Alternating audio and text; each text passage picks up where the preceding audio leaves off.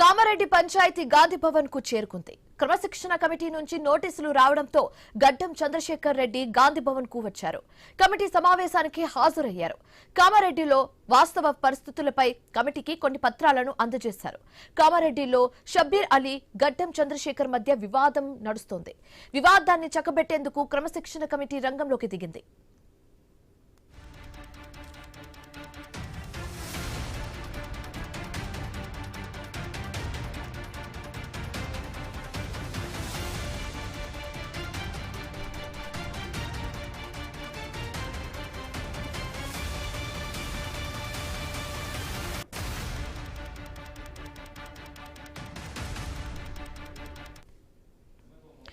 కామారెడ్డి పంచాయతీ గాంధీ భవన్ కు చేరుకుంది. క్రమశిక్షణ కమిటీ నుంచి నోటీసులు రావడంతో గడ్డం చంద్రశేఖర్ రెడ్డి గాంధీ భవన్ కు వచ్చారు. కమిటీ సమావేశానికి హాజరయ్యారు. కామారెడ్డిలో వాస్తవ పరిస్థితులపై కమిటీకి కొన్ని పత్రాలను అందజేశారాయన. కామారెడ్డిలో షబ్బీర్ అలీ, గడ్డం చంద్రశేఖర్ మధ్య వివాదం నడుస్తుంది.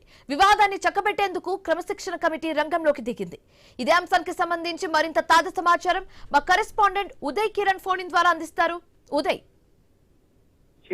శివాని కామారెడ్డి పంచాయతీ గాంధీ భవన్ చేరింది. దీంట్లో భాగంగా ఏదైతే క్రమశిక్షణ కమిటీ నోటీసులతో గాంధీ భవన్ కు గడ్డం చంద్రశేఖర్ రెడ్డి కూడా చేరుకున్నారు. గత కొద్ది రోజుల కింద కూడా షబ్బీర్ అలీ, గడ్డం చంద్రశేఖర్ రెడ్డి మధ్య కూడా వార్ నడుస్తున్నట్టుగా మనకు తెలుస్తా ఉంది. వైస్ చైర్మన్ శ్యామ్మోహన్ తో భేటీ అయిన కామారెడ్డి నేత టీపీసీసీ జనరల్ సెక్రటరీ గడ్డం చంద్రశేఖర్ రెడ్డి తనకు సంబంధించిన ఏదైనా కొన్ని సమస్యలను కూడా క్రమశిక్షణ కమిటీ దృష్టికి కూడా తీసుకొచ్చినట్లు కూడా తెలుస్తా ఉంది. దీనికి సంబంధించిన కామారెడ్డిలో వాస్తవ పరిస్థితులపై కొన్ని పత్రాలను కూడా కమిటీకి అందజేసిన పరిస్థితి కూడా మనం చూస్తాము. కొద్దిసేపటి కిందకే ఆయన గాంధీ భవన్ కు వచ్చి క్రమశిక్షణ కమిటీ ముందు కూడా హాజరైనట్టు కూడా మనకు తెలుస్తా ఉంది. ఇందులో భాగంగానే మరొక షబ్బీర్ అలీది కూడా ఒక ఆడియో కూడా బయటకు వచ్చిన పరిస్థితి కూడా చూస్తా ఉన్నాం. ఎందుకంటే ఆ ఆడియోలో మాత్రం డబ్బులు ఇచ్చిన వారికి పదవులు ఇస్తారు, లేకపోతే ఇతర కార్యక్రమాలు చేసే వాళ్ళకే చూస్తున్నారు, అట్లా ఉంది కమిటీ కూడా అని చెప్పేసి ఒక సందర్భాన్ని బట్టి షబ్బీర్ అలీ కూడా ఫోన్ లో మాట్లాడిన ఆడియో కూడా